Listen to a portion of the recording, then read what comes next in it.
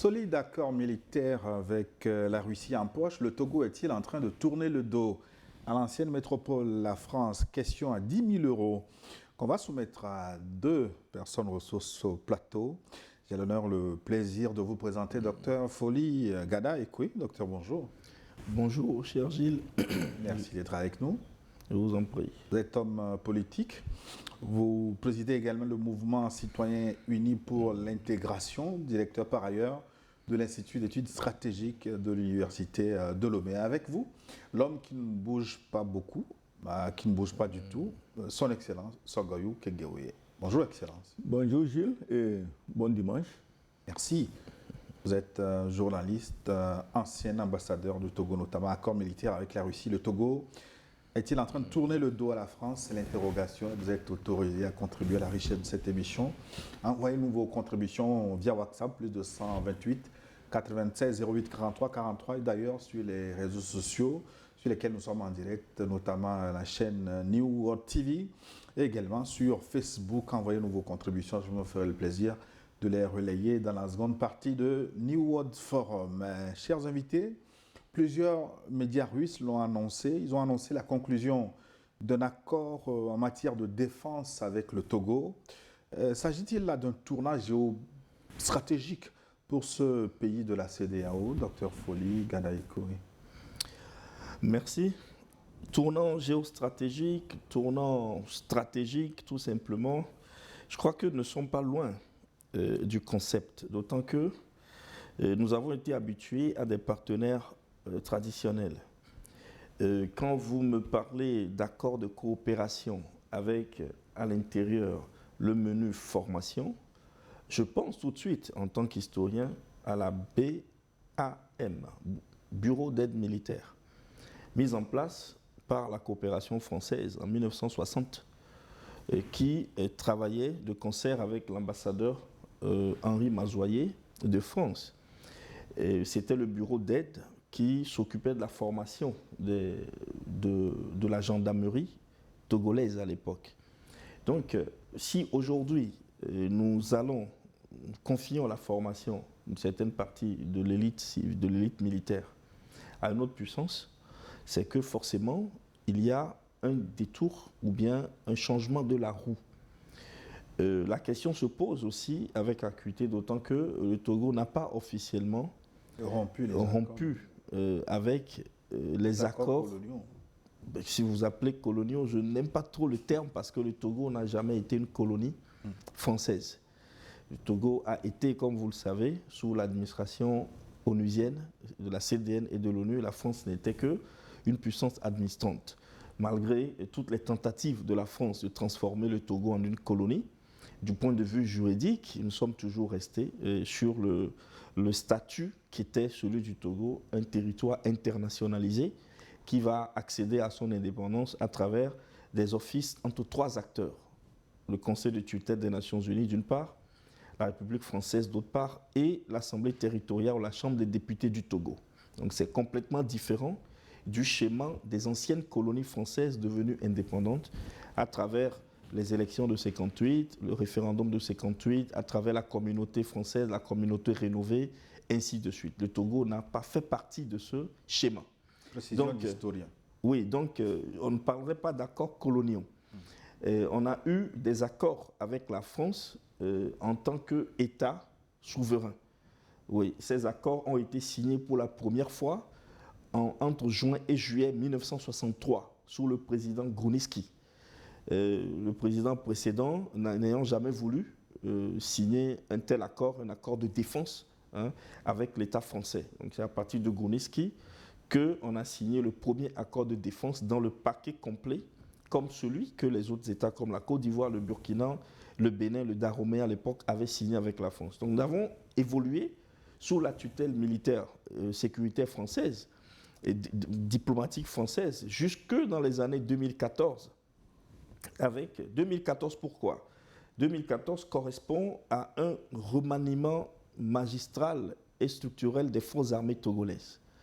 Donc on a eu, à partir de 2014, des changements importants, une restructuration de l'armée avec une ouverture progressive Et vous parlez de la Russie, mais bien avant la Russie, les militaires togolais étaient formés par les structures de l'OTAN.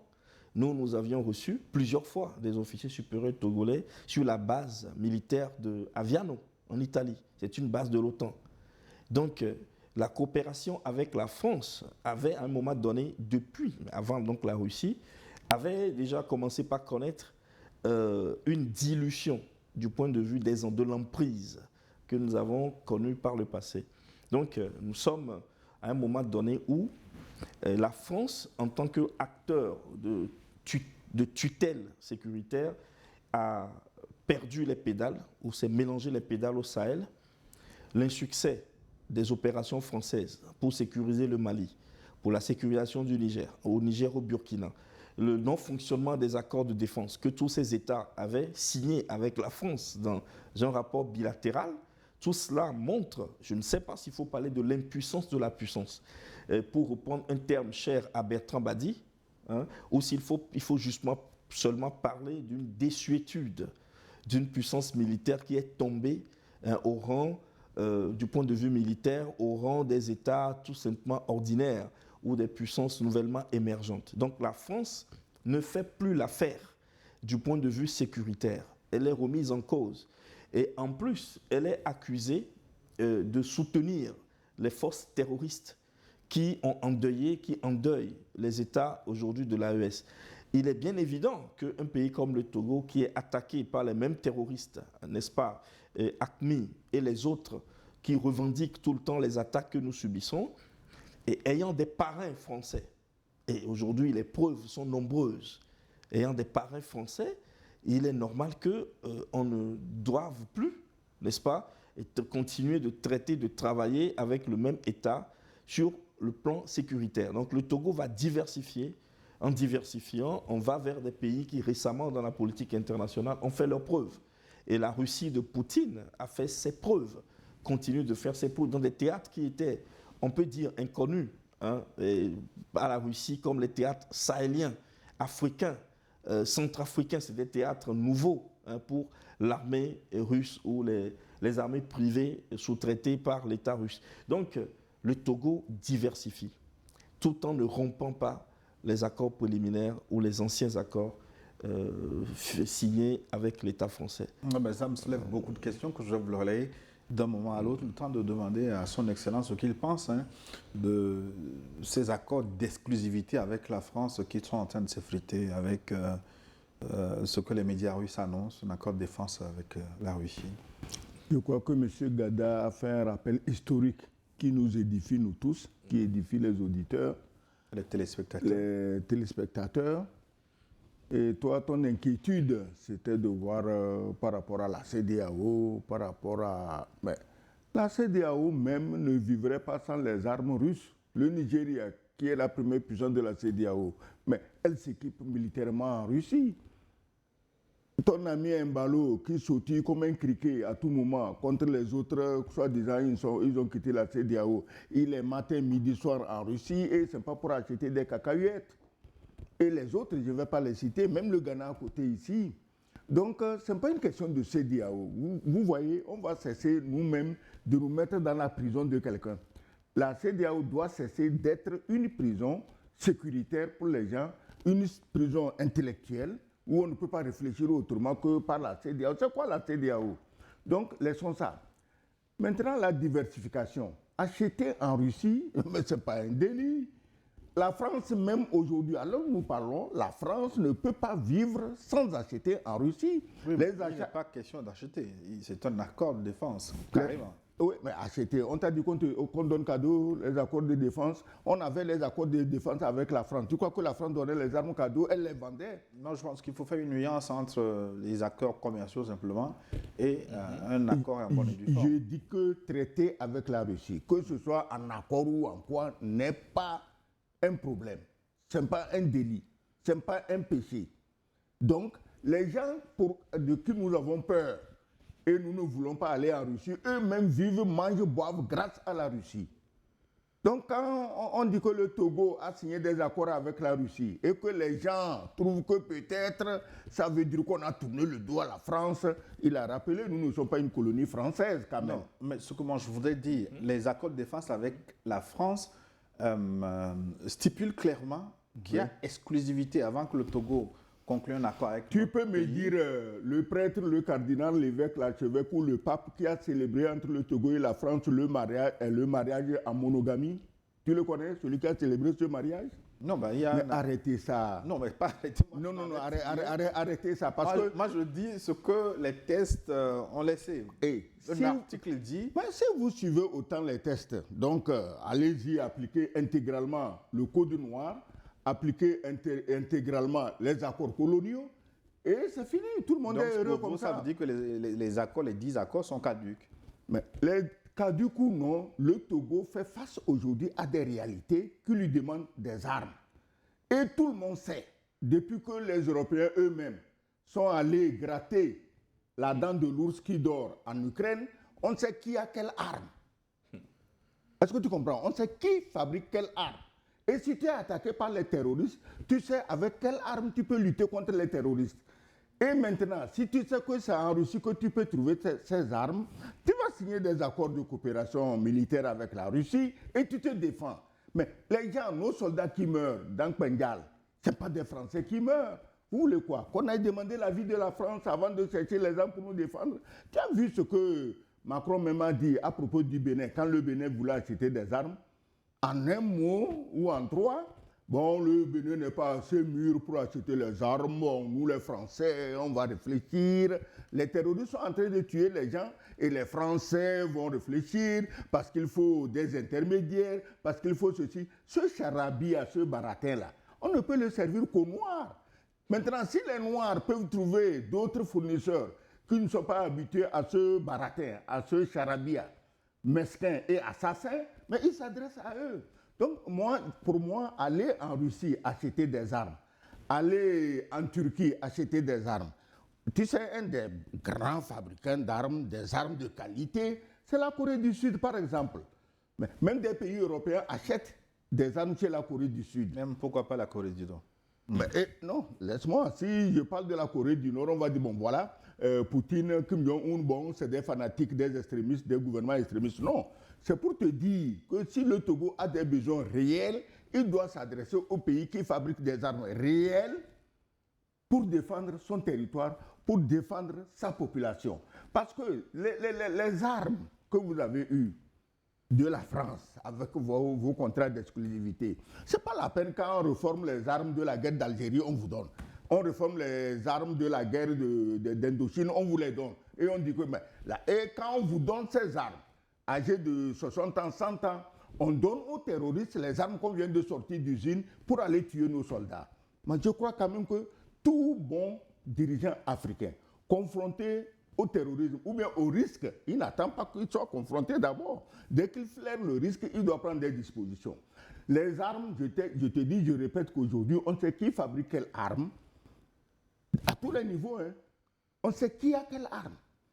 Et si tu es un dirigeant qui veut la sécurité de ta population, tu sais à qui t'adresser. Donc le Togo n'est pas seul.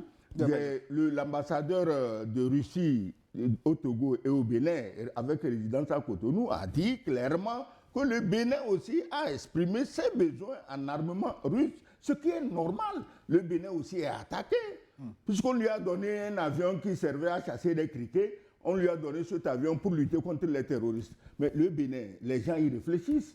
Oui, mais je peux d'ailleurs vous contredire avec le président béninois Patrice Talon qui dit que français ou pas français, le terrorisme est toujours là. Je vais vous redonner la question. Non, attends. Si tu ne me laisses pas rebondir sur le terrorisme, est toujours là. Je vais vous laisser rebondir, mais le temps de demander à notre foyer. Si les Français et les Russes peuvent rester dans une même marmite, parce qu'on a vu l'exemple du Mali, quand Bamako a contracté des accords militaires avec la Russie, la France a plié bagage. Est-ce que cette fois-ci, la France va accepter que le Togo conclue un accord avec la Russie tout en maintenant sa coopération? Justement, là, vous posez une question prospective, ce qui risque d'arriver demain. Mais je crois que c'est une question qui serait mieux de traiter vers la fin. parce que d'abord vous avez coupé la parole à l'ambassadeur qui devait rentrer dans le détail Oui, mais et vous passez vers équilibrer le temps. Mais en fait, non, nous sommes dans de la complémentarité.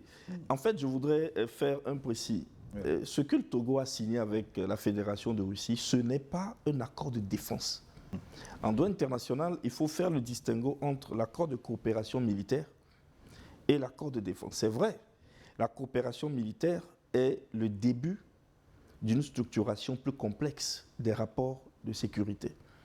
Mais la coopération militaire aussi est plus avancée que des contrats commerciaux de livraison d'armes. Le Cameroun a avec la Russie un accord de coopération militaire qui a succédé à un accord de livraison d'armement. C'était dans le cadre de la crise de l'Ambazonie.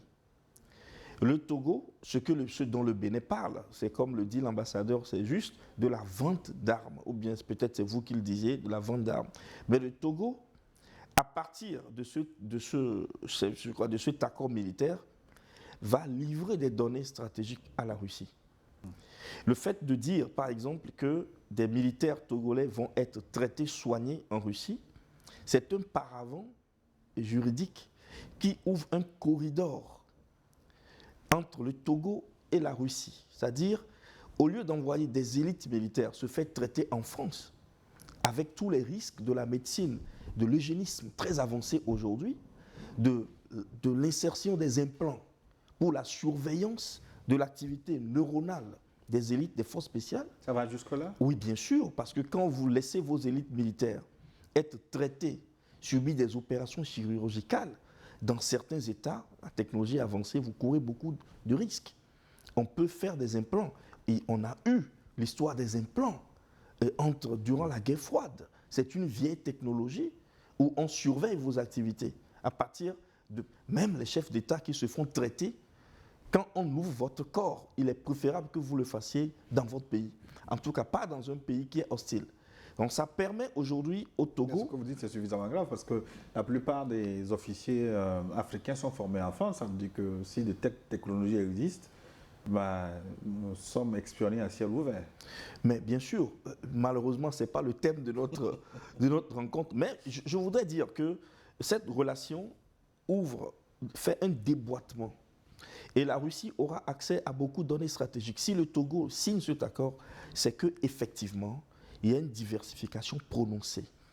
Et la technique de la diplomatie togolaise est bien appréciable parce qu'il a dit on peut être polygame.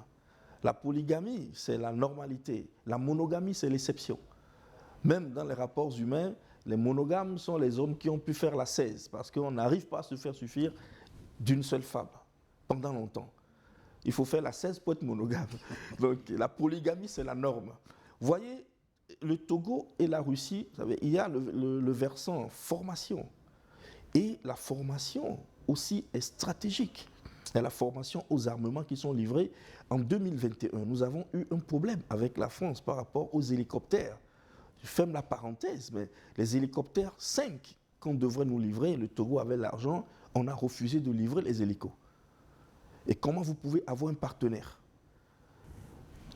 dont les normes relationnelles auxquelles vous avez souscrit prévoient que quand vous êtes en manque de matériel, c'est eux qui vous fournissent le matériel, vous êtes dans le besoin, on refuse de vous livrer le matériel. Et puis quel matériel? Quand vous allez, les sociétés privées de fabrication d'armes russes, quand ils font les portes ouvertes, vous découvrez les technologies militaires rendues publiques. Mais vous vous rendez compte du retard de l'Occident, ou en tout cas de certains États phares de l'Occident en termes de production militaire. La dernière fois, vous avez entendu que toute l'Union européenne produirait en une année le tiers de ce que la Russie produit en un mois, en termes d'armement et de munitions. Un seul mois. La Russie produit le triple de ce que toute l'Union européenne produirait en une année. Donc le retard, le gap technologique industriel est important. Aujourd'hui, les Maliens, ils ne parlent pas beaucoup, mais lorsque on vous montre les armements dont dispose le Mali, vous avez froid au dos. La surveillance de l'espace aérien, les missiles, les dispositifs avancés anti-aériens. on n'en a pas. Vous prenez, nous avons fait le grand sommet sur la sécurité maritime ici.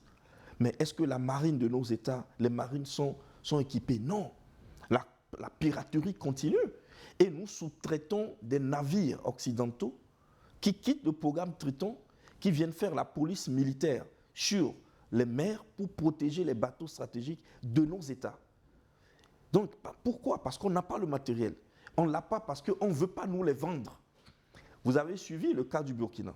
Vous avez l'argent, on ne vous vend pas le matériel.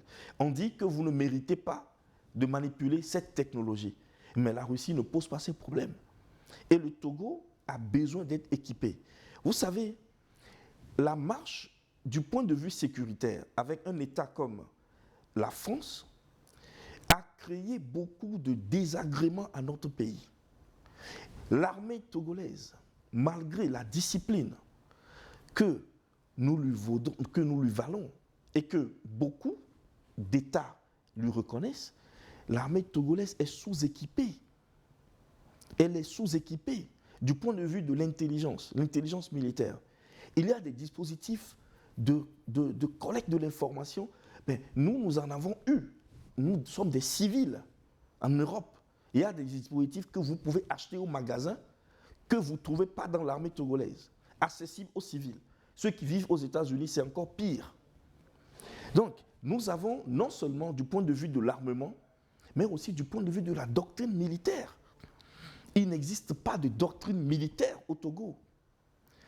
Or, c'est la doctrine militaire qui permet de définir les programmes d'extension de votre puissance militaire. À quoi sert votre armée, par exemple?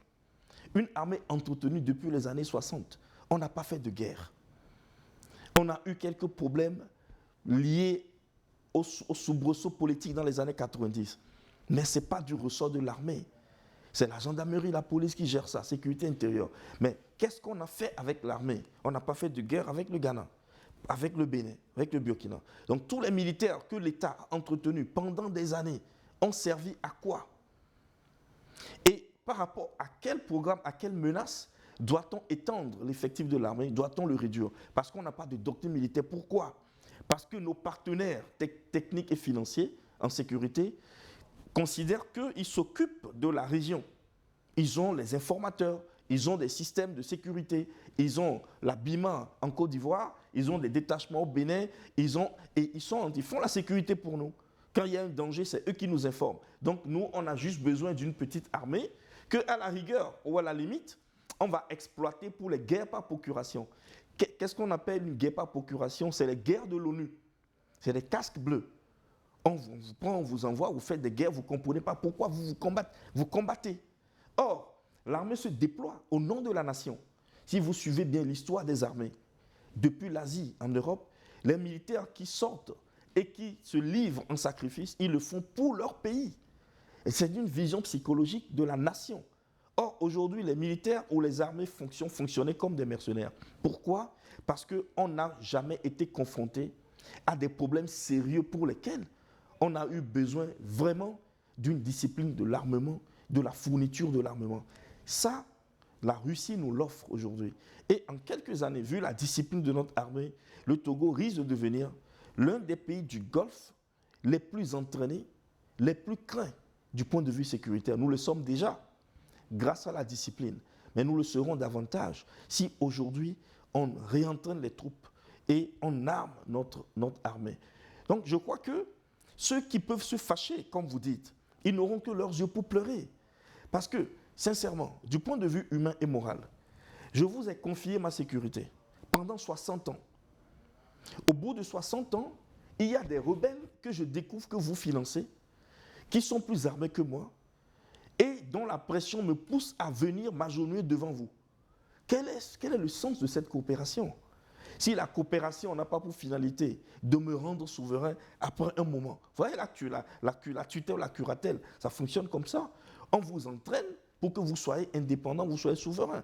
Mais non, on vous entraîne pour vous entretenir, pour que vous soyez toujours des enfants. Pour qu'à chaque moment, vous ayez besoin d'eux. Pour que ce soit eux qui interviennent. Mais ça fait pitié de voir que ceux qu'on appelle des terroristes, mettent des armées régulières en déroute. Pas parce que les hommes ne sont pas courageux, ils ne sont pas armés, ils n'ont pas des armes, ils n'ont pas des arguments. Donc, nous accueillons avec joie cette nouvelle ouverture de la diplomatie togolaise.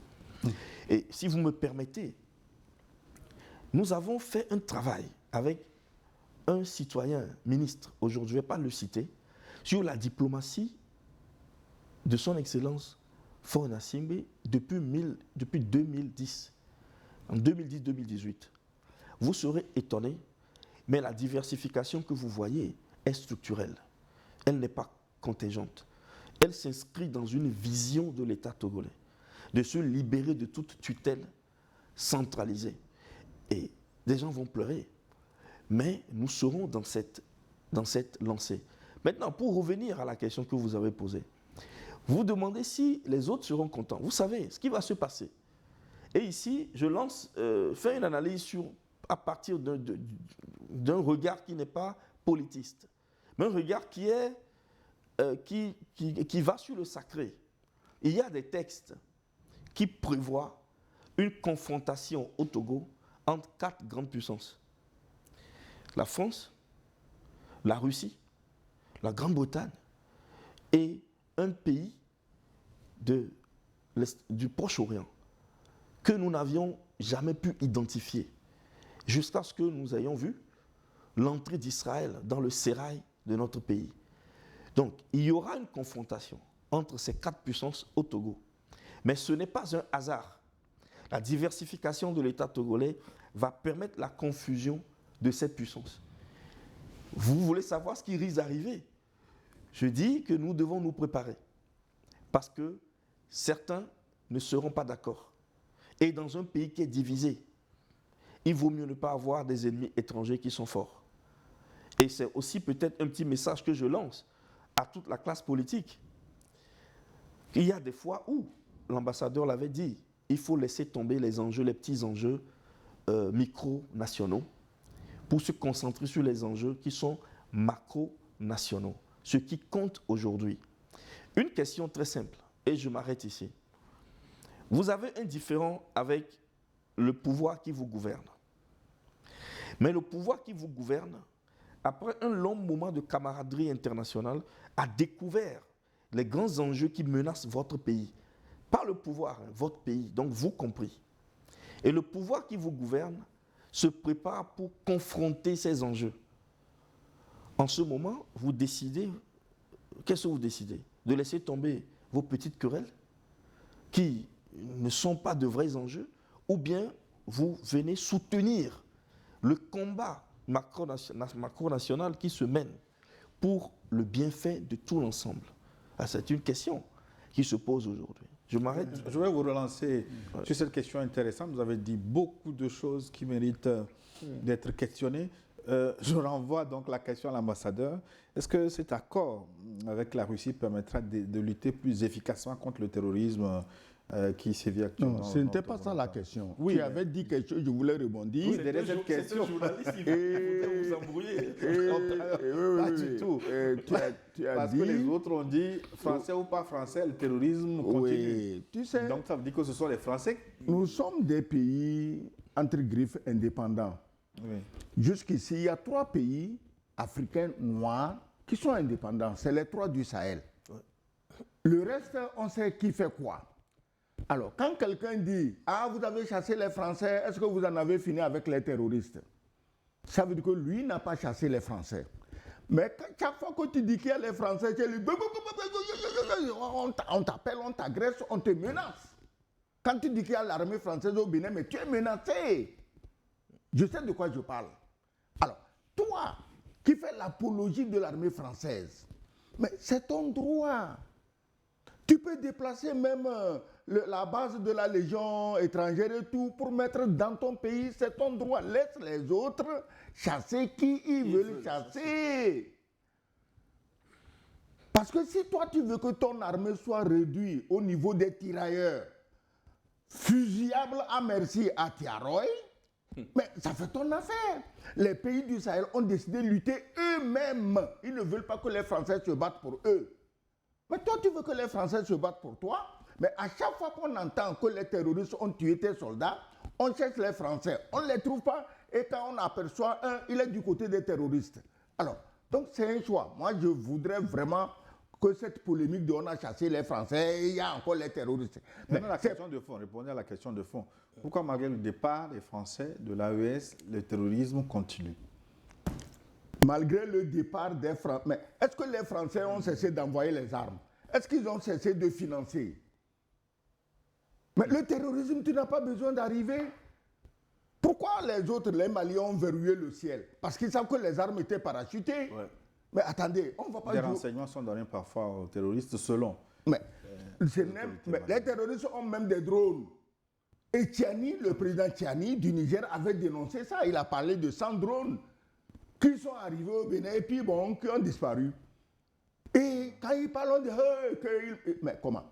Donc, les Français sont partis, ils financent leurs terroristes et ça continue. Et chaque fois, écoute bien, chaque fois qu'on dit que le Burkina, le Mali ou le Niger a fait des progrès contre le terrorisme redouble de force et d'agressivité. Pourquoi? Ça vient d'où? Qui leur donne les armes? Est-ce que tu as vu les armes que ces terroristes utilisent? Qui leur donne ça? On fabrique ça dans le désert? Non. Quelqu'un leur donne ça. Et on sait qui leur donne ça. Je vous ai dit ici la dernière fois qu'on a refusé au Burkina de diriger l'UEMOA parce que l'UEMOA risque de savoir les filières du CFA qui finance les terroristes. Je vous ai dit ça ici.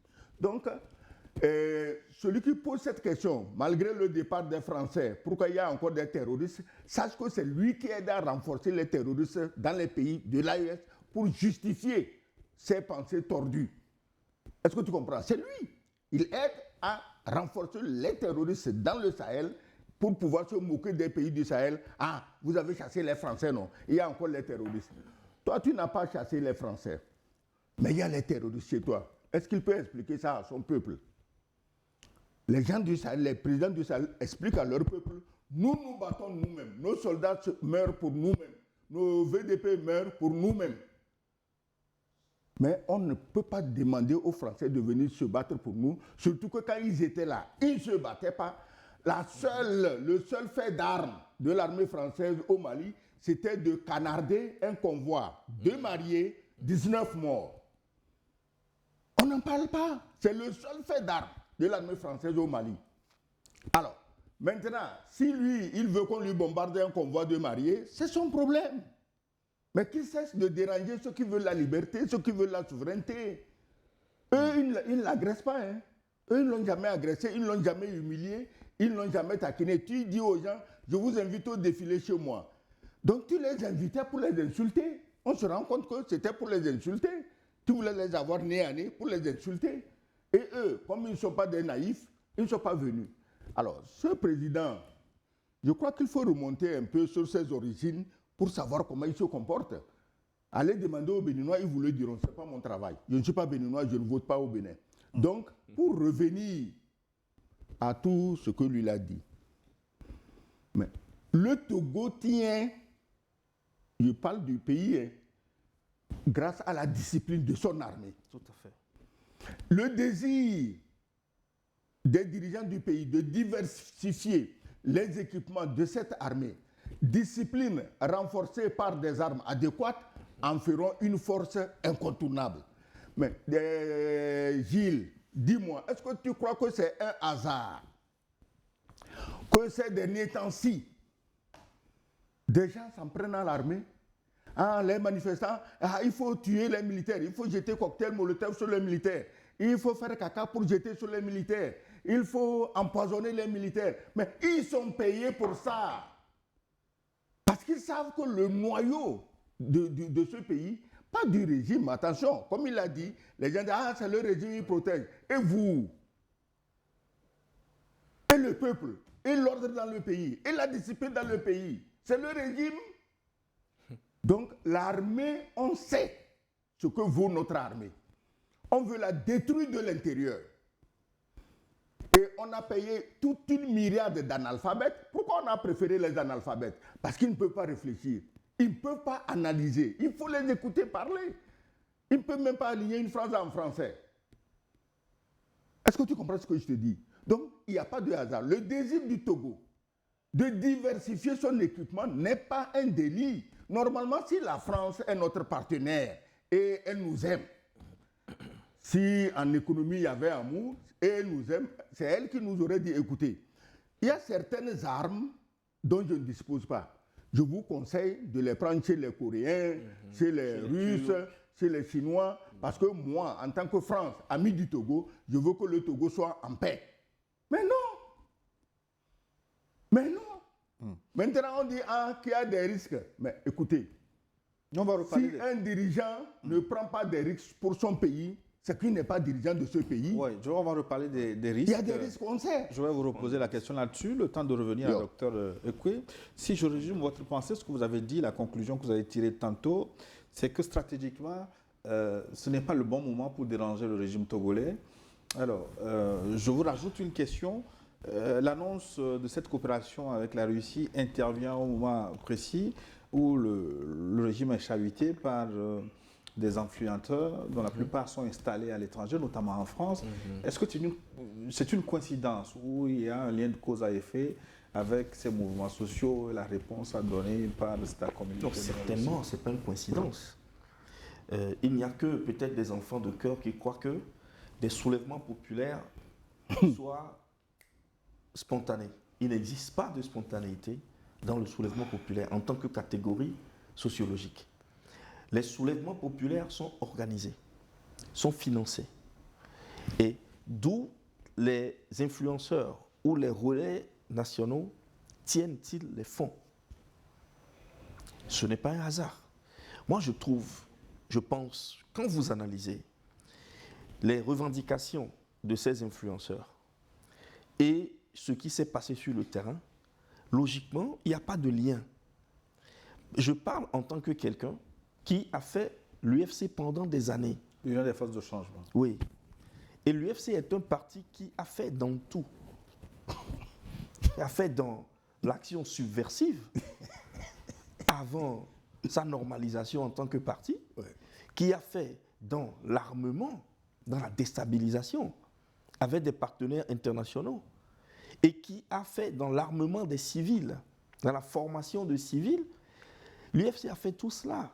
Mais après, l'UFC a compris qu'on ne peut pas aller loin dans la belligérance au plan national. On ne peut pas construire un pays dans la turbulence politique infinie. Il faut s'asseoir pour discuter, pour co-gouverner. Et c'est une décision de sagesse. Ceux qui se sont déferlés dans les rues, je respecte les souffrances, les difficultés des indignés. Il n'y a pas de doute là-dessus. Dans tout pays, il y a des périphérisés, il y a des riches, il y a la classe moyenne. Mais qu'est-ce qu'ils pouvaient faire? Pouvaient-ils aller plus loin que ceux qui ont fait dans la guérilla par le passé? À partir de quelle base? Du Ghana, du Burkina ou du Bénin, ou de la mer? À partir de quelle base? Donc ce seraient des feux de paille. On tuera des personnes vont souffrir, il n'y aura aucun impact politique. Et je trouve que c'est irresponsable. Et c'est dans ces mouvements que les terroristes peuvent s'incruster. Vous savez, ce qui se passe, il suffit qu'une seule cellule de 10 personnes soit armée et qu'ils tirent dans les manifestations, que l'armée soit dépêchée sur le terrain, que ça devienne des combats, et ça devienne des combats urbains. Voilà. Et quand ça arrive à ce niveau, le Conseil de sécurité s'exprime parce qu'il y a insécurité dans la sous-région. Ça devient une affaire internationale. Et c'est ce que les gens veulent, créer du désordre au Togo. Ben, nous, on reconnaît qu'on a un problème d'alternance politique ici. Tout le monde le reconnaît, nous sommes des politiques. Tout le monde le sait. Et il faut trouver un moyen pour diversifier la dirigeance politique. Mais il faut s'entendre au plan national avec tous les acteurs pour trouver une solution paisible. On ne peut plus accepter que l'étranger, parce que c'est ça le problème. À chaque fois, les gens se sentent sous pression. Ils se disent, nous avons un régime que nous n'aimons pas. On accepte tout étranger qui peut nous aider à le renverser. Mais ils oublient que les gens l'ont fait par le passé. Et c'est le même cycle. L'étranger qui t'aide à renverser un pouvoir, il reste à la commande. Et toi qui prends le pouvoir, tu n'es pas libre. Et après un moment, d'autres vont vouloir te renverser par d'autres étrangers. On va s'arrêter quand? Et la voie de la sagesse demande à ce qu'on fasse le point des souffrances, des difficultés, et qu'on s'entende au plan national pour une gestion politique harmonisée. Le président de la République, beaucoup ne le savent pas, depuis un certain temps, est en train de se battre au niveau international pour libérer un peu le pays d'un certain nombre de genoux qui sont bloqués sur le cours du pays. Ce n'est pas facile. Moi, j'ai étudié les archives de Olympio de Gouniski. Ce n'est pas facile. Les négociations que nous avons faites pour sortir du franc CFA, si vous les suiviez, les éphémérides, c'est compliqué. Il faut faire attention à tel acteur, au FMI, au conseiller allemand qui était dans le cabinet, Von Mann. Il faut faire attention à l'ambassadeur français, à tel. C'est comme ça, en difficulté. Mais sans aller dans la violence, que nous y sommes arrivés.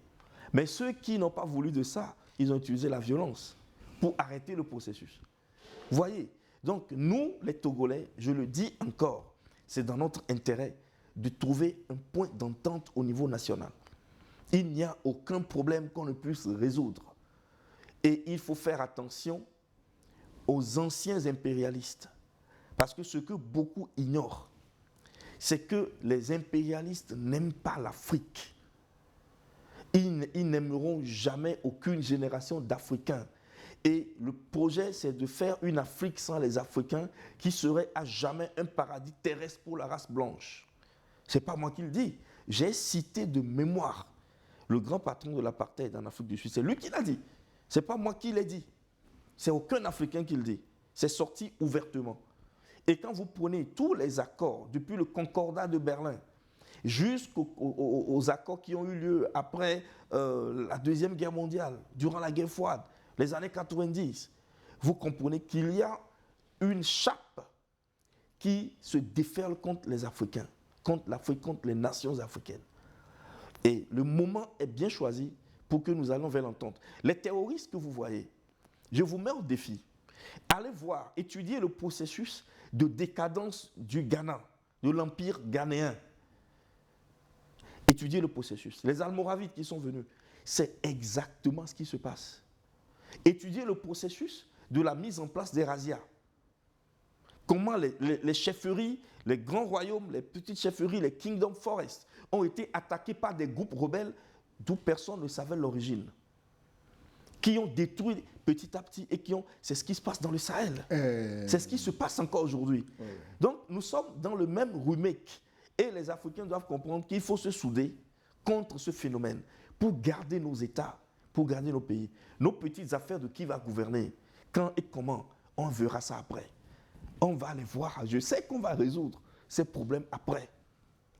Une minute, Excellence. Gilles, comment une minute? Parce que nous allons marquer une pause. 30 minutes. Vraiment, je vous redonnerai la parole après la pause. Parce que j'ai des contingences. Écoute ceci.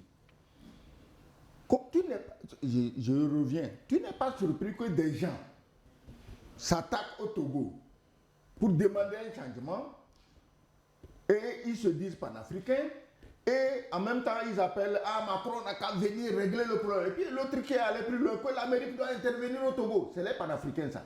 Et quand on dit que nous, on est allé chercher des accords de coopération militaire avec la Russie, ah non, ils croient que quand ils vont faire ça, on va dire qu'ils sont panafricains, ils ne sont pas panafricains. Mais écoutez, le panafricanisme est devenu une religion dogmatique avec ses évêques, ses archevêques, ses cardinaux. Et comme ils disent, lequel des cardinaux donne le droit à quelqu'un de se faire appeler panafricaniste. Et qui parle? Des gens qui ne comprennent rien. Ils parlent d'histoire. Ils n'ont jamais lu un article sur l'histoire. Ni du Togo, ni d'ailleurs. Si tu me donnes encore 30 secondes, il faut faire très attention parce que moi, en 1998, j'ai été à Sarajevo, en Bosnie-Herzégovine. J'ai vu les traces de la guerre. En 2008, j'étais à Tripoli. J'ai vu la Libye. C'était le paradis. C'est le seul pays où tu as le bac, tu as la bourse, tu es marié, tu as appartement, tu as voiture. Mais est-ce que tu imagines qu'on a pu convaincre les Libyens qu'ils ne sont pas heureux, qu'il leur faut la démocratie? Et ils ont suivi. Mais alors, à plus forte raison, dans nos pays où il y a le chômage, Et la pauvreté. il y a la pauvreté. Ce n'est pas difficile de convaincre les gens de semer le désordre et de détruire le pays. On a détruit la Libye. Combien de Libyens profitent de ça aujourd'hui? Donc, quand tu as affaire, on confie une telle mission à des gens quasiment analphabètes. Parce qu'un homme instruit, lui-même, il sait que ça là, ce n'est pas dans l'intérêt de mon pays. Ça là, ce n'est pas dans l'intérêt de mon peuple. Les gens parlent au nom du peuple. Ah, le peuple togolais! Ah, le peuple togolais! Mais tu parles de qui? Merci, Excellence. Parce que là, nous avons des contingences, des impératifs commerciaux et une édition de journal. Nous allons marquer une pause. Je vous promets, fidèles téléspectateurs, de relayer vos contributions qui sont nombreuses déjà. Plus de 128 96 08 43 43. Continuez de nous écrire. On se retrouve dans 10 minutes pour la seconde partie de New World Forum.